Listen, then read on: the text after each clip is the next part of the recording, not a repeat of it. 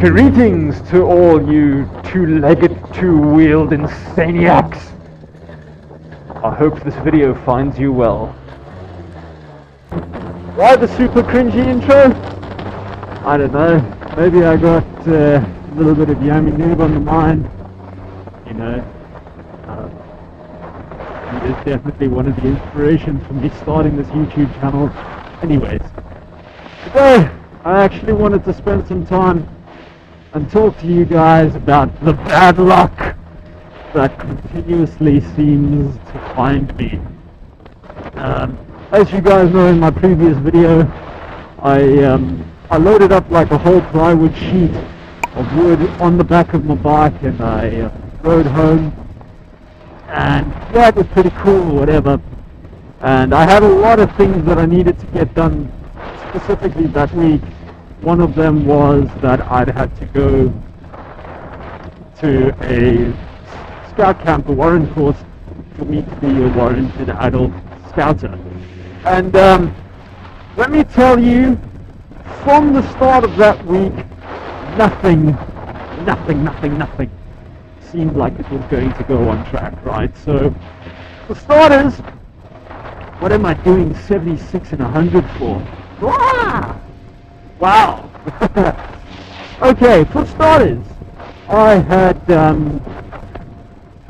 Monday of the week I was destined to go to this training course. I had realized that I had a leaking fork seal.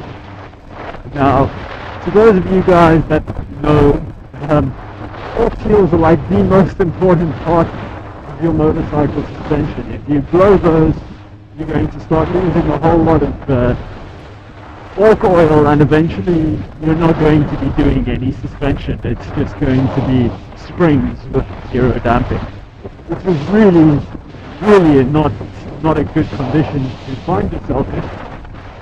So anyways, here I am finding myself knowing that on Friday I need to go travel on some questionable twisty roads, loaded with a whole bunch of kit, and now I suddenly don't have suspension on my bike. So I quickly made a couple of calls, got in touch with a couple of my contacts, and organized to get my bike taken in the next morning, Tuesday, to get my fork seals sorted out. So I rode all the way to the shop on my bike, which needed fork seals to be replaced, but I mean, I took it at an easy pace, and I avoided seriously bumpy roads, and I went and got my fork seals repaired. The communication I'd received from the guys at the shop said to me, "We'll have your fork seals delivered in the morning, so you'll get your bike by 4 o'clock on the Tuesday afternoon." All good and well. I organized with some colleagues to get some lifts. I'd organized time with people that I needed to make up the time for, and I go to the shop 4 o'clock in the afternoon, and they told me, "Sorry sir, your fork seals only arrived at 3 p.m. Oh, I hope this thing is recording. Yes, it is. Your fork seals only arrived at 3 p.m. So I thought, okay, well, I mean, if my fork seals have only arrived at 3 p.m, obviously I'm not getting the bike today, but, you know, you guys kind of well told me I'd have the bike back by 4 today. Anyways, I then headed home, started walking from the shop to home. I mean, it's not a terribly far walk, probably about 8 Ks, whatever, but I was intercepted by my fiance on her drive back home from work, so I didn't walk the full distance from the shop home. Managed to borrow my fiance's car the next day, and I got on the bike, I got on the car, did my day at work, went back to the shop, picked up the bike. I then had to leave my bike in the shop's parking lot so I could go pick up my fiance, so she could take me back to pick up the bike so that we could get home. So I do all that, whatever, and busy riding the bike, blah blah blah, minding my own business, cruising my way home. And when I get home, I realize that my brake lever wasn't actually actuating my brake light, but the foot lever was. So we have this wonderful thing called load shedding, as many of us South Africans are slowly starting to accept it our everyday life. And waiting for the load shedding to pass, go in, jump on the bike, and this is now like, I don't know, 8:30, 9 o'clock at night. I'm busy working on the bike in the garage, and I'm trying to figure out what's causing this brake light switch not to work. Because it works at the foot switch, but it's funky at the lever.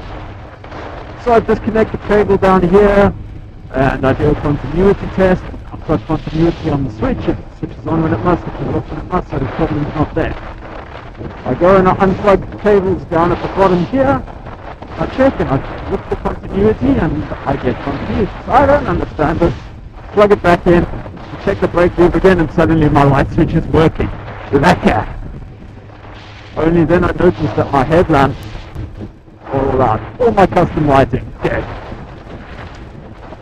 So I scheme, well, you know, all the lighting and stuff is dead and whatever. It's probably something on the wiring harness, which I made, that I've now messed up. So I start troubleshooting what's going on with the wiring harness. And I sat and I disassembled the whole wiring harness and, you know, did all the troubleshooting stuff. This is like Wednesday night, right? And it gets to like 12:30 in the morning. I'm tired. I'm like absolutely tired. I haven't been having a good night's sleep. I've been busy with all this admin for this warrant course that I've been preparing for. I'm like, there's just no way I'm going to carry on troubleshooting my bike at 12:30 in the morning. So I pack up in the garage, I go and make myself something to eat, I eat a little bit, and then I go off to bed. Thursday morning, I wake up, right? And my fiance is like, no, you didn't sleep by me all night, I want you to cuddle me for 5 minutes. And I know, it's not going to be 5 minutes, I'm going to be stuck here for an hour. So I lay for 5 minutes, I try and move, she grabs my arm, she's like, no, stay and cuddle. So I lay there, I grab my phone and I start studying the wiring schematic. Like I've already looked at the wiring schematic the night before when I was trying to diagnose what was going on, but like I honestly thought that my wiring harness, the one that I made up myself, was most likely to blame for everything. But it was weird because every time like I switch my headlights on, then everything would drop, the high beam and the low beam circuit. But if I plug any of them onto the running light circuit, then it doesn't matter, then they stay on and they burn. So there's obviously something wrong with the lighting circuit. So I sit and I study these diagrams here, and I'd spent probably a good hour just reading through the diagrams, and I figure out, okay, from the battery we go to the main fuse, and from the main fuse we go to the ignition switch, and from the ignition switch we go to this cutoff switch, or to the starter switch. And from the starter switch we then go to the fuse box for the low beam, or we go to the high beam switch for the high beam. From the high beam switch we go back to the fuse box, to the high beam fuse, and from there we go back to the lighting circuit. So it's pretty simple. Ignition switch, starter switch, fuse boxes, high beam, fuse boxes, and then both go to the lighting circuit. And I just come down Thursday morning, come downstairs, go to the garage, and I disconnect the connector that goes to this thing, because I figured nothing has happened on my starter switch, you know, like, unless they missed something up at the shop, which, I mean, is a possibility. But maybe it's just the connection thing on here, which is what I disconnected to test the continuity switch for the brake lever, right? So I go and I open up that little connector, and all I do is give it like a little blow, like a blow all the dust or whatever's inside there out, plug the thing in, check my lights, and everything seems to be working. Indicators, lights, everything. But now my tank is off, my wiring harness is disassembled, like it's all exposed wires and stuffs. So like my bike's not in any riding condition. So Thursday I ride all the way to work in the car. It's miserable the whole way there, the whole way back home. I pick my fiance up from work, we do our thing, and distracted by cops. Yeah, so like, get on the bike. Finally, Thursday evening, I put everything together. I haven't tried to start the bike or nothing. I know all the lighting circuits is working now and everything. But of course, I've been troubleshooting lights, which means I've been using my bike's battery to do a whole bunch of the troubleshooting, because I don't have an auxiliary charger or anything like that. Something I should probably consider investing in. Anyways, so Friday morning, I load everything onto my bike because the plan is I'm going to go to work, and then from work I'm going to leave to get to this training course, because I literally have an hour and a half window from when I finish work to when this training course starts, and I can't come home and back. I don't have the time. So schema, okay, fine. Get on the bike, try and start it, and it's dead. Like, there's just no battery, not enough to crank. So scheme, okay, I'm going to push start it. Like in this how to push start your motorbike video. I take all my kit off of the bike, running up and down the street like 100 times, and I still can't get the damn thing to turn over.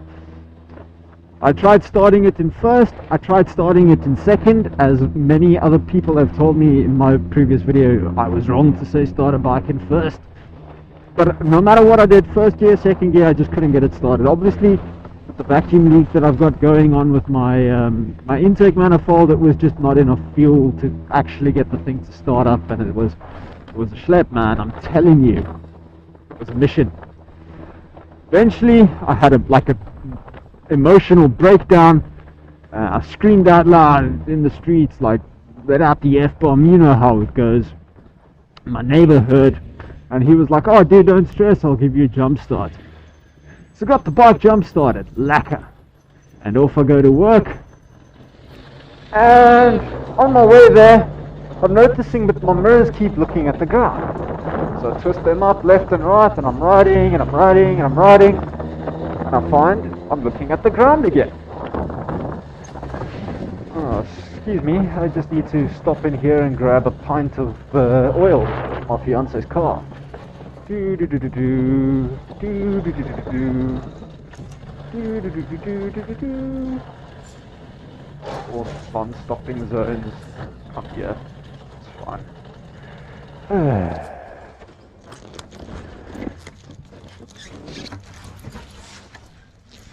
Like I was saying, I turned both of my mirrors up, and I'm busy riding, and I'm on my way to work, and I've got a little bit of headwind, whatever, and I look, but shit, I'm looking at the ground again. Something's not right, you know?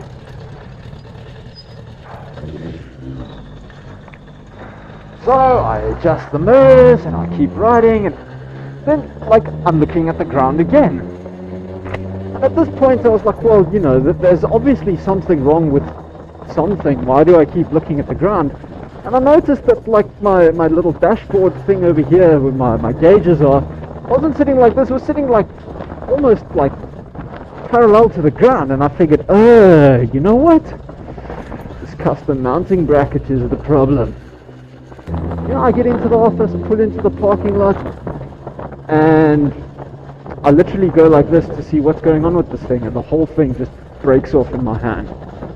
And it turned out that the mounting bracket that we fabricated, with the added weight of the mirrors that that I put on there, with the continuous vibration, it basically kept doing this, like on the bend, and at that point, it caused it to shear. Like, there's actually an episode of Air Crash Investigation where the same sort of behavior from metal, this continuous flexing of metal parts, caused the entire aeroplane to frickin' disintegrate in midair. And like, that exact same thing happened on the bike. So it was kind of a surprise, if I could say it that way. And kind of also a relief to think that, you know, the same kind of thing that pulled airplanes out of the skies affected myself with some of my engineering stuff. And that's a pretty cool sort of lesson out of it for us to learn, is that even us people who have no idea what we're doing will make the same mistakes that people in the past have made. but luckily it's not even costing a life in this instance. So it was pretty cool. I was very relieved to find out what the cause was, and then basically I took a bunch of cable ties and cable tied the whole thing. Now, me being lazy or not having time to do all the things that I want to get done, I haven't actually had time to refabricate this bracket because it involves me taking all the lights off and whatever. And it's just been like a crazy busy couple of weeks since I've done my training course. So yeah, like literally everything that week that was happening was literally just like a sign saying stay off the bike, staying off the bike, and I was like, bro, I'm not gonna stay off the bike if I can help it. I did unfortunately travel to work for 3 days in a cage, which like totally sucks, but at the same time it's like, meh, whatever. I was still alive, and I suppose I couldn't complain much about that, could I? But yeah, like I just wanted to tell you guys, like I'd experienced a week from hell, you know, and it's just one of those things where life continuously throws these curveballs at you, and like you really got to learn to take them in your stride, man. Life will test you like you've never been tested before. And I mean, I know my problems may seem quite small and insignificant after this whole thing that's happened with Hurricane Ian, you know, out in the States, but like it's just one of those things, man. Like if you don't learn to adapt and roll with the punches, like life is just gonna really get you down. And yeah, life's too short to live it depressed, man.